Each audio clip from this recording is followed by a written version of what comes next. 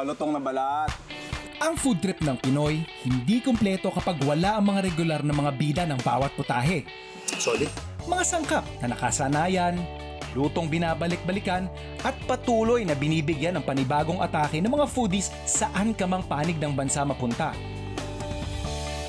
At ngayong araw, susuyurin natin ang iba't ibang mga lugar para makita ang bida sa mga pagkaing Pinoy. Ayan na. Ready ka na? Tara, simulan na ang food trip! Solid. Una syempre sa listahan ang karne ng baboy. Mapapalengke o farm, siguradong may mabibili kang baboy. At kahit sa ang restaurant, karinderya o fast food ka man pumunta, siguradong may pork dish kang makikita. In fact, sa sobrang hilig nating mga Pinoy sa baboy, tinataya ng mga eksperto na aabot sa higit kumulang 15 kilo ng baboy ang konsumo ng bawat Pinoy sa taong 2023. Hindi naman nakakagulat. Sa La Loma, Manila pa lang, mabenta ang mga lechon na star ng bawat malaking handaan. May iba pang version ng lechon na trending pa online. Nung minsang bumisita naman ako sa Tintano Farm sa Tarlac, nasubukan ko ring bigyan ng kakaibang lasa ang lechon gamit ang isang kakaibang ingredient. May bago na naman tayo na-discover dito pagbabalik natin sa ating Tano Farm. Tinatawag nilang pusa-pusa.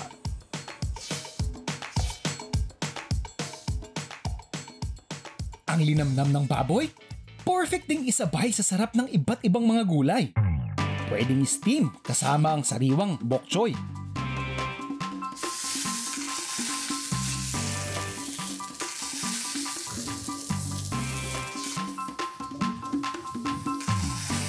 Kung mas may time pa kayo, pwede nyo tong siguro i-relax lang sa labas or sa chiller for at least 2 hours.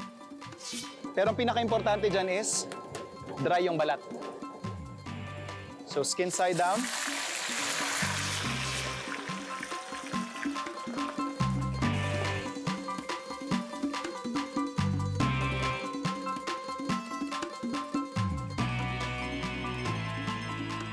Soy sauce. Pepper, of course. Sugar. Lalagay lang natin yung isa pang ingredient na magbibigay ng distinct flavor sa kanya. Siguro lagay lang tayo mga tig-3 piraso. Ang star anise.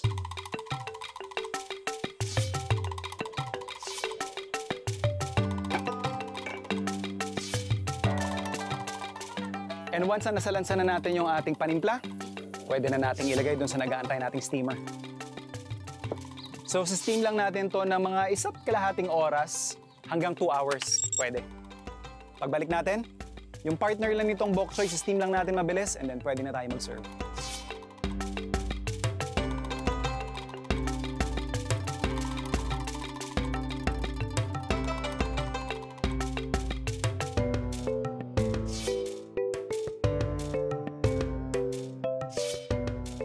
At kung trip mong magpaandar sa susunod na barbecue party, pwede mong subukan itong pork ribs with smashed potatoes.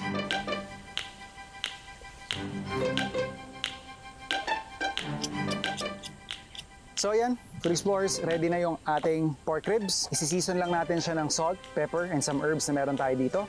And then babalutin natin ng foil, saka natin sasalang sa ating makeshift oven.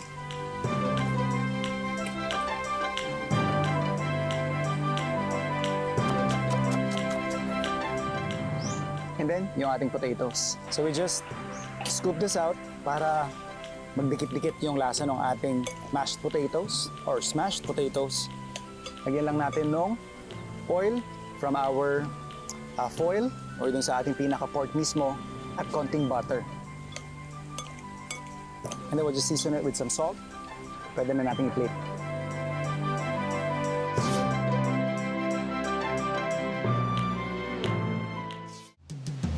Kung pagiging bida ng kainang Pinoy ang labanan, hindi magpapahuli sa listahan ng manok.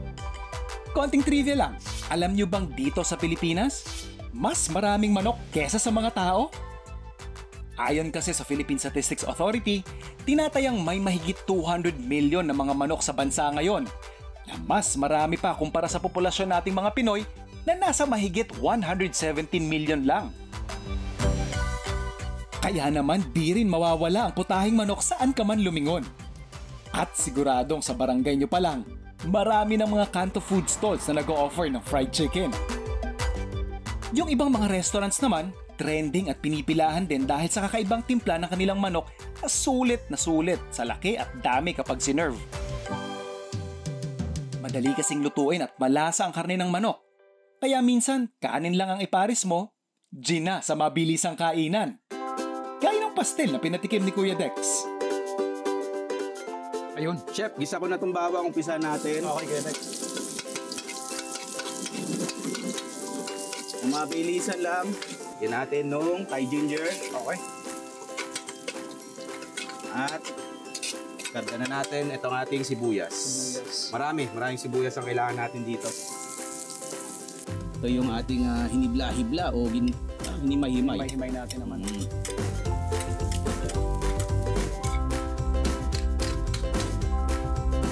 Meron pa rin tayong chicken stock dito. Kuha tayong konti Okay. para lalong mabuo yung lasa ng manok. Konti lang din ang ating panimpla dito. Toyo lang. Tapos natin just 1 tablespoon, okay na yan. Okay. Pampadagdag linamnam, chef, meron tayong oyster sauce dito. Okay.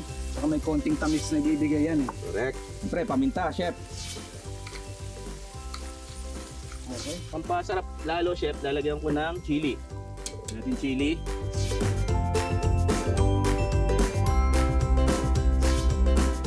Kung may time ka naman, panalo rin ang manok na pang stew. Lalo na kung may pangmalakasang kainan ng barkada.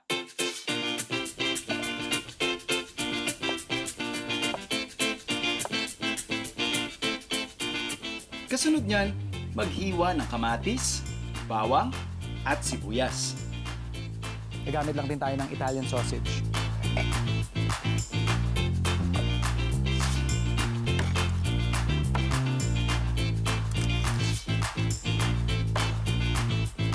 So after natin ma-portion yung ating chicken, mahiwa rin natin yung ating sausage at saka yung iba pa nating mga gulay. Season lang natin to ng salt, konting olive oil, then imamassage lang natin.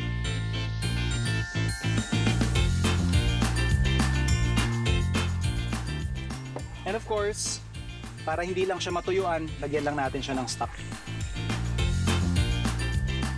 Pwede na natin pasok sa oven.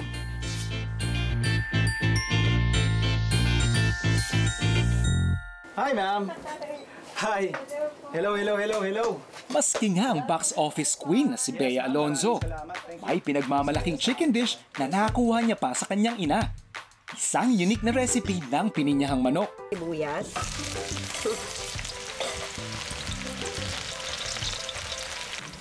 Garlic tayo. Okay. Lalagyan na natin at this point ng pineapple juice from the can of pineapple chunks na mamaya gagamitin natin. Alright. Kukuluan natin siya. So at this point, lalagyan na natin yung pineapple chunks. We can also now put the bell peppers. Okay. That's fine.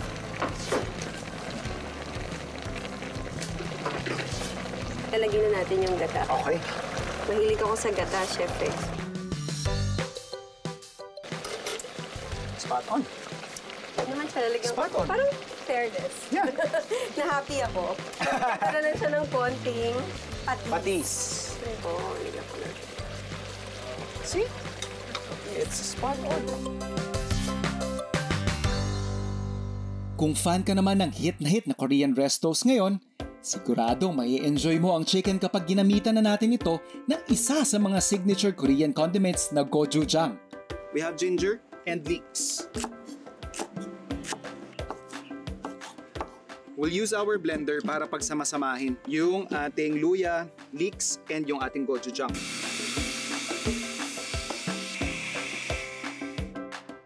So, yung level of spiciness nung inyong parang pinaka-sauce would also depend doon sa preference ninyo. Lagyan lang natin ng pepper bago natin salak.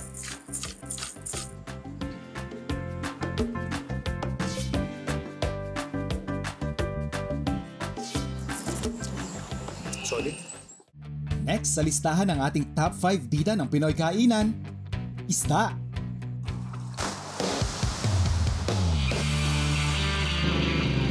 Bilang isang bansang napapalibutan ng karagatan, di na malayong mahilig tayo mga Pinoy sa isda.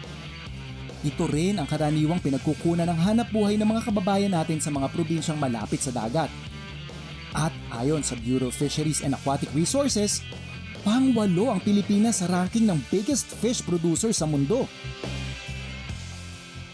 Kaya naman ang kaalaman natin sa paghahanda ng masasarap na putahe gamit ang isda, halos unlimited. Lalo pat napakarami ring mga kakaibang sangkap na maaari nating gamit sa pagluluto ng mga ito. Nandyan na ang napakasimpleng pritong tilapia na tinernohan ng ginisang gulay. The technique that we need to use here is hindi mo siya ibabagsak doon sa ating pan. Babanlian mo siya ng mainit na mantika.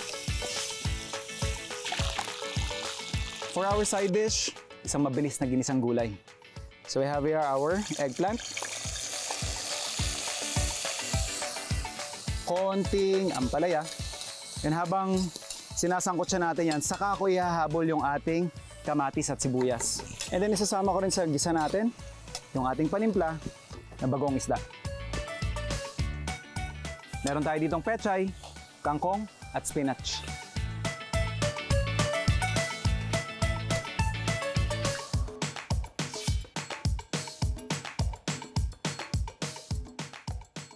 Kapag inihaw naman ang trip mo, hito ang panalong gamitin.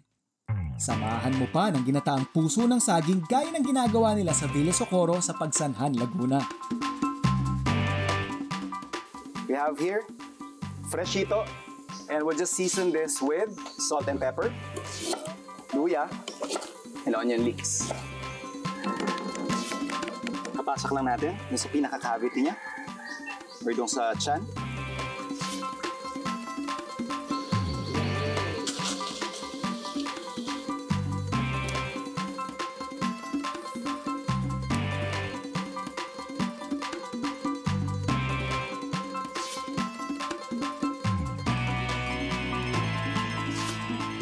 Kung magsisigang ka naman ng bangus, pwede mo itong subukang gamitan ng unique na ingredient na tamarillo.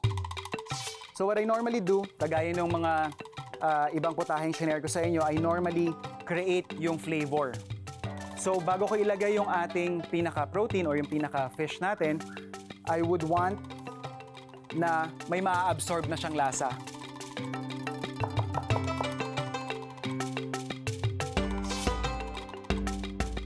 Ito yung dito lang namin sa Kalipayan Farm na experience so far. Ito yung ating tamarillo. And lagyan na rin natin sila.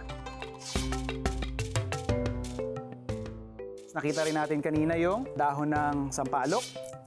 Halo ko na rin siya yan.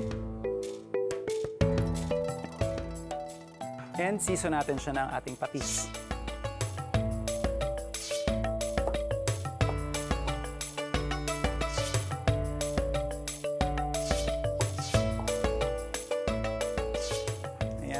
Check na natin ulit. Ayan.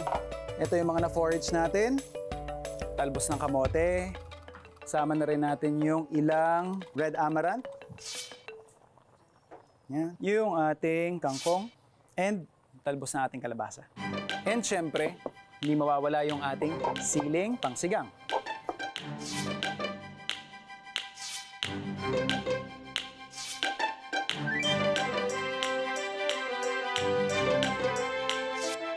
Pwede mo ring subukan ang pinangat na hiwas. At para sumarap ito, sa halip na kamatis lang ang gamitin, haluan mo rin ito ng ubas.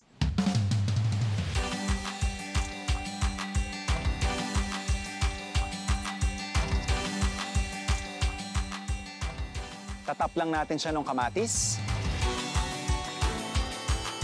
And lagyan din natin ng luya. And of course, more ubas. And then, season natin ng bagoong isda. Pwede kayong gumamit ng patis or asin kung meron kayong mga health restrictions or hindi nyo trip yung medyo mas malansa. And then, of course, stock, hugas bigas, or tubig. Then, takpan. Pwede na nating salang. Yeah.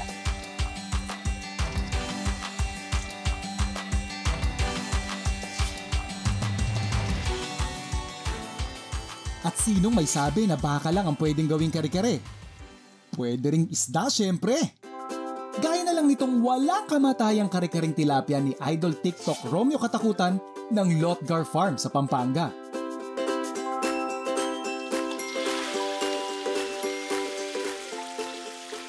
So, swerte muna tayo.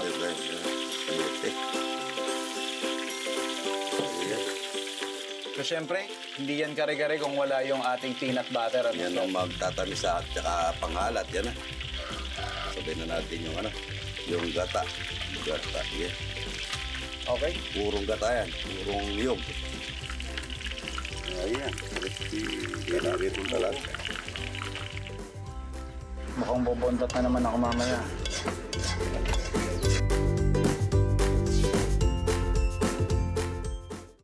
Kung may mga bidang karne gaya ng baboy at manok at samot-saring klase ng isdang pwedeng maging sentro ng putahing niluluto mo, di rin mawawala ang gulay sa mga nagbibigay ng kulay sa Pinoy food trip. Mula ba naman pagkabata, tinuruan na tayo sa kahalagahan ng pagkain ng gulay.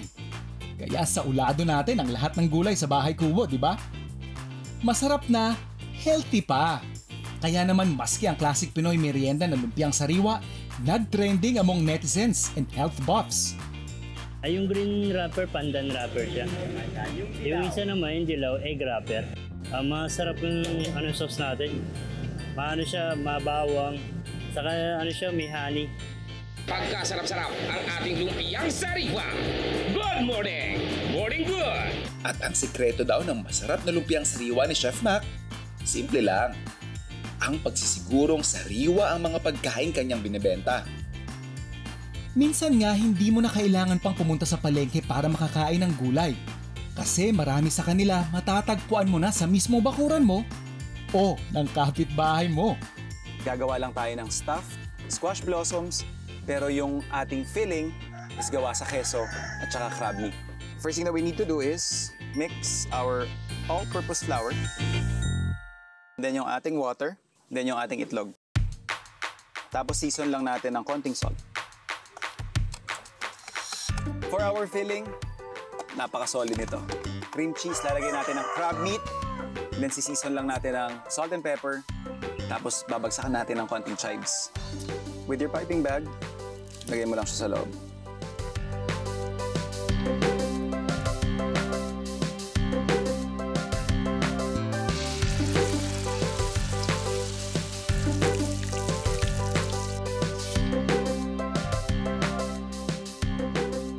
Ang ilang masasarap na gulay gaya ng puso ng saging, kaya ring bigyan ng panibagong lasa ang putahing nakasanayan mo na.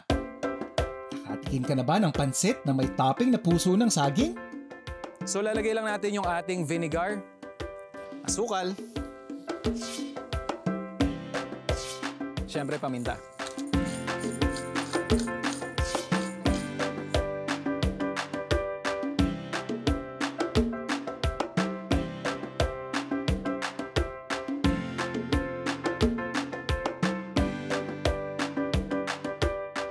Pwede na tayo mag-serve. Pero ang pinaka-the best sa pagluluto ng gulay, kadalasan, di mo na kailangan pang pakumplikahin pa. Konting gisa at tamang timpla, panalo na! So meron tayo ditong kakanggata. Unahin lang natin to. Uunahin natin to kasi gusto natin siyang magmantika.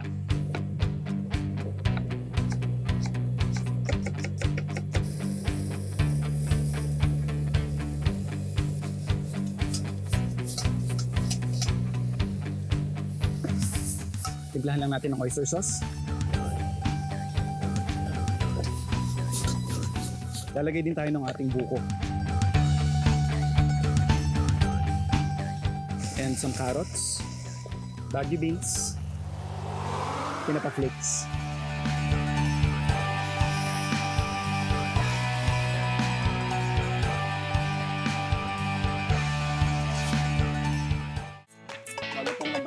Baboy, manok, isda, gulay. Ilan lang yan sa mga nangungunang bida ng bawat putahing Pinoy.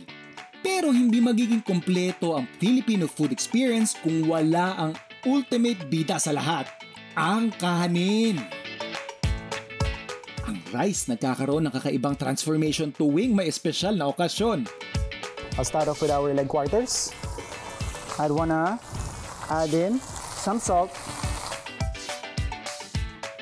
Isa sa mga na-harvest natin dito sa farm and isa dun sa siguro nagbibigay nung karakter doon sa ating putahe, which is yung ating luyang dilaw. And of course, yung iba pa nating aromatics. We'll add in our onions and garlic. Ilalagay ko na rin yung ating bida na pulilan rice.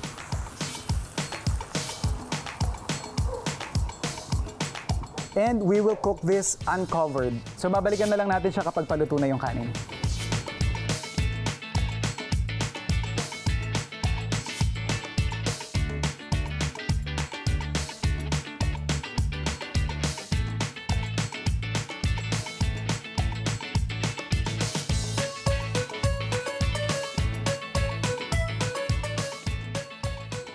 Ayan, luto na ang ating bringhe with Bulacan Heritage Rice. Chicken biryani, money back guarantee. Sa sobrang benta sa atin ng rice, maski ang mga rice dishes mula sa ibang bansa gaya ng biryani, patok at trending din. Here the Philippines do not like the sobra hanggang. Sobra spicy do not like. They like the medium. So I put the spicy only medium lang. I cook in my biryani by my own way. Different any kind for biryani in here. You must love what you're doing. You must have good taste. But biryani can different any biryani in here and anywhere in the world. Isa, dalawa, lima. At kung medyo adventurous ka naman, pwede mo rin itong lutuin kasama ang dugo ng baboy para gumawa ng pork blood cake. Chopped garlic goes into our bowl. Andyan na rin yung ating malagkit. So ganun lang yung pinaka-ingredients natin. Leeks, bawang, syempre yung malagkit. Season lang natin. Ang konting salt, syempre paminta. And yung ating dugo. Kung ayaw nyo ng malagkit, pwede kayong gumamit ng bigas lang. Lagyan lang din natin ng konting sugar. Pwede kayong gumamit ng kahit anong mold. In this case, bowl yung gagamitin natin kasi ito yung pinaka-swak dun sa steamer natin. Cover lang natin ng cling wrap. Pwede na nating lagay sa steamer. And pag nag-set na siya, pwede na natin yung hanguin.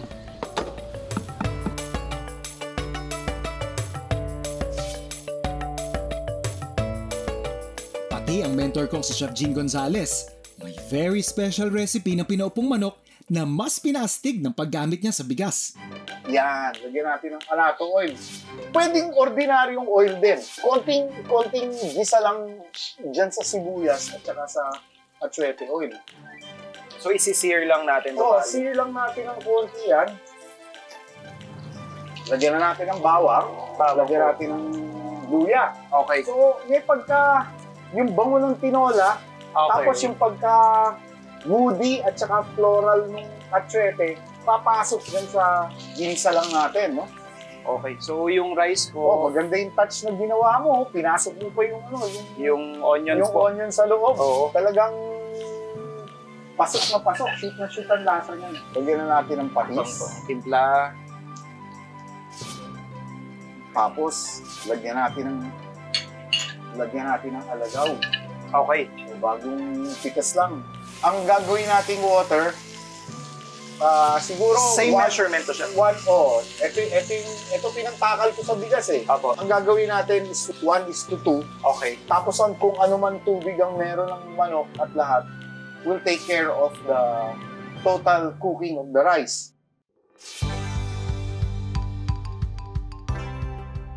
Ano mang bida ng Pinoy cuisine ang number 1 para sa'yo? Mapababoy, manok, isda, gulay o kanin man yan? Ganda!